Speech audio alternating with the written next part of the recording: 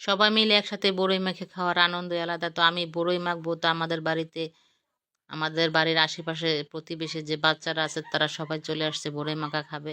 আমরা আবার বড়ই চালতা একসাথে মেখেই খাই, একসাথে মেখে খাওয়ার মজাটাই আলাদা। আমি বড়ই মাখার সময় ওদেরকে বললাম যে একটু মরিচ ছিঁড়ে নিয়ে আসতে, কারণ বাড়ির গাছের মরিচ দিয়েই বড়ইটা মাখা হবে। তাছাড়া আমি এখানে ধনিয়া পাতা দিব, তারপরে একটু লেবু পাতা দিব। সব কিছু দিয়ে বড়িটা মাখলে বড়িটা বেশি মজা লাগে। বড়িটা একটু টক টক ছিল। এখন তো ভরপুর বড়ইর সিজন, নানান রকম বড়ই বাজারে পাওয়া যাচ্ছে। আমাদের বাড়িতেও বড়ই গাছ আছে, কিন্তু সেই গাছগুলো এখনো ছোট। যখন হবে তখন নিজের বাড়ির বড়ই গাছ থেকে বড়ই পেড়ে, নিজের গাছ থেকে মরিচ পেড়ে খাবো ইনশাল্লাহ। তা এখন ওই যে আমি বললাম যে ওটা ধনিয়া পাতা, পেঁপে গাছের নিচে আমি কিছু ধনিয়া ছিটিয়ে দিয়েছিলাম। তো সেই ধনিয়াটা, এই গাছটা খুব সুন্দর হয়েছে, দেশি ধনিয়া পাতা আমি বুনেছি। তো ওগুলো ওরা ছিঁড়ে নিয়ে আসতেছে।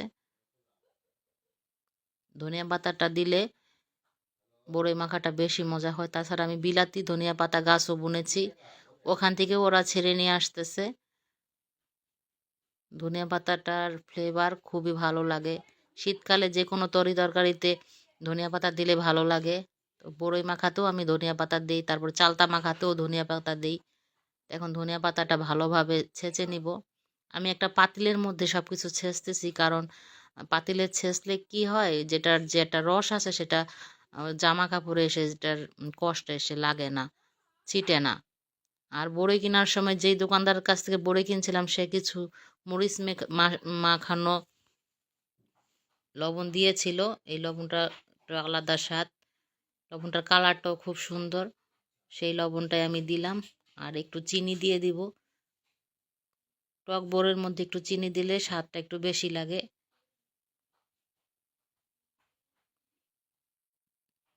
অল্প চিনি দিয়েছিলাম, বেশি দিলে আবার মিষ্টি হয়ে যাবে, তাই কম চিনি দিলে একটু ভালো লাগবে। আর দিয়েছিলাম লেবু পাতা, লেবু পাতাটাও গাছ থেকে ছিঁড়ে এনেছি। এখন সবাই অপেক্ষা করতেছে কখন মাখা হবে। তো সবাই কলা পাতা নিয়ে আসছিল খাওয়ার জন্য, তো আমি ওদেরকে বললাম কলা পাতার মধ্যেই দেই। কলা পাতাটা ধুয়ে পরিষ্কার করে নেওয়া হয়েছিল। আমি বলছি ওরা যখন সবাই খাচ্ছে তো ওদেরকেও ভিডিও করো। তো ওরা স্কুলের বাচ্চারা যেভাবে দাঁড়ায়, সবাই এক লাইনে সিরিয়ালভাবে দাঁড়িয়েছিল, এটা দেখে একটু আমি মনে মনে হাসছিলাম যে ওরা খুব আনন্দ পেয়েছে আজকে বড়ই মাখা খেয়ে।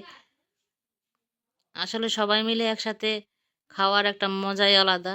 তো ওরা এই যেইভাবে সিরিয়ালে দাঁড়াইছিল, ওরাই প্রথম আমার ভিডিওতে আসছে, তাই ওরা একটু লজ্জা বোধ করছিল, মুচকি মুচকি হাসছিল। তাই তো আমরা খাচ্ছি, খুবই মজা হয়েছিল। তামান্নার বাবাকে দিলাম, সেও খাচ্ছে, সে বলছে যে খুবই ভালো হয়েছে। তার আবার লেবু পাতার ফ্লেভারটা বেশি ভালো লাগে। এই তো আমরা বড়ই গাছ লাগিয়েছে, এই সেই বড়ই গাছ এখনো ছোট। ইনশাল্লাহ কয়েক বছরের মধ্যে এই গাছেও বড়ই ধরবে।